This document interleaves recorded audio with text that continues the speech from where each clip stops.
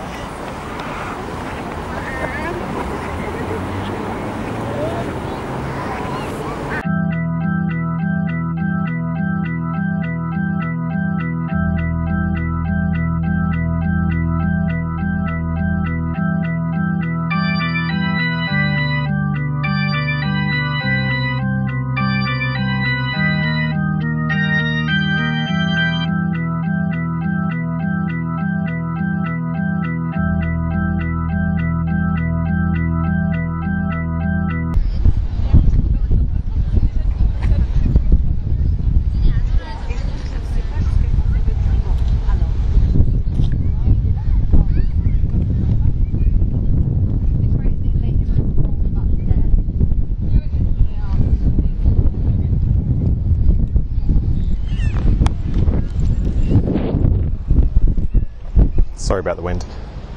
So that building behind me is Kensington Palace. And Kensington Palace, of course, is where there's a new little fluffy pink thing with no eyes called George. Now, it has been said, it has been announced that this little baby George is one day going to be King George. Is third in line to the throne, and they say that he will be king.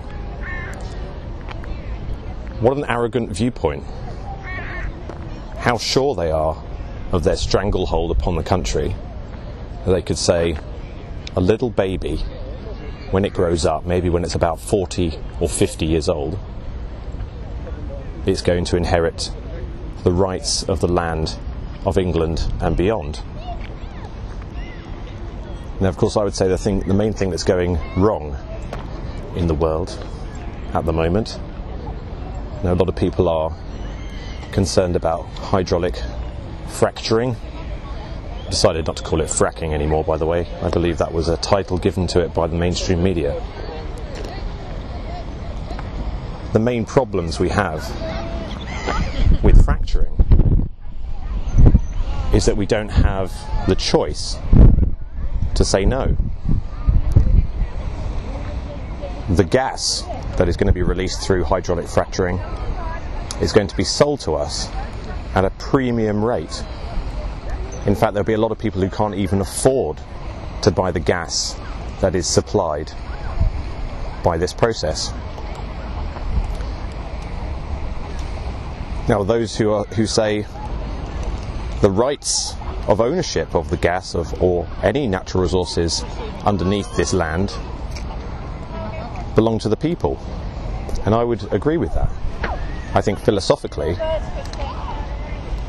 it should belong to the people, the idea that some company comes along and releases it from the ground and then sells it to us, whilst simultaneously using the the economy, the system, the infrastructure, the roads, which are all paid for by ordinary people.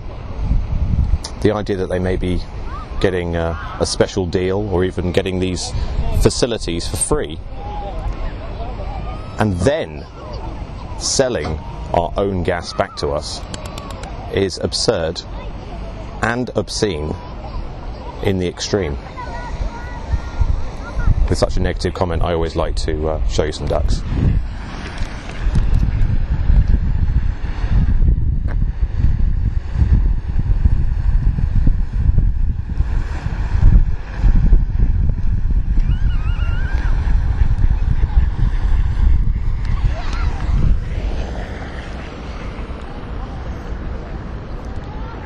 What is it that makes them, or what is it that grants the right of the monarch or the government to give away our resources to companies who can then sell it back to us, even though it rightfully belongs to us?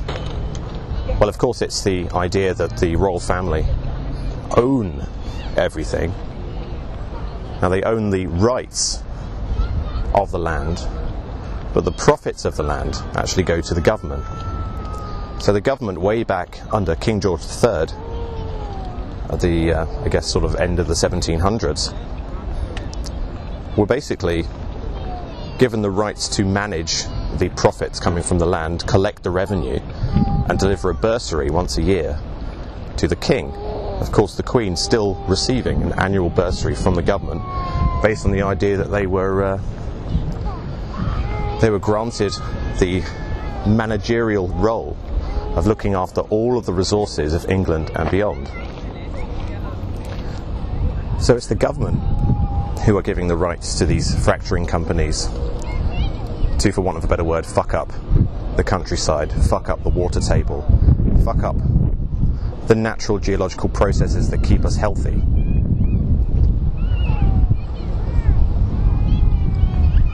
The only thing that keeps the government's rights over that process intact is the existence of the royal family. Without the royal family, the divine right of ownership over the resources is handed to the people. No doubt kicking and screaming. I'm not saying the government would give it up lightly, but for all those celebrating the birth of a new monarch who they say will own you and your life and your resources and your ability to be prosperous, if you celebrate that, you're celebrating the demise of your own community. You value the worship of a figurehead more than you value your own life. That was a bit serious, wasn't it?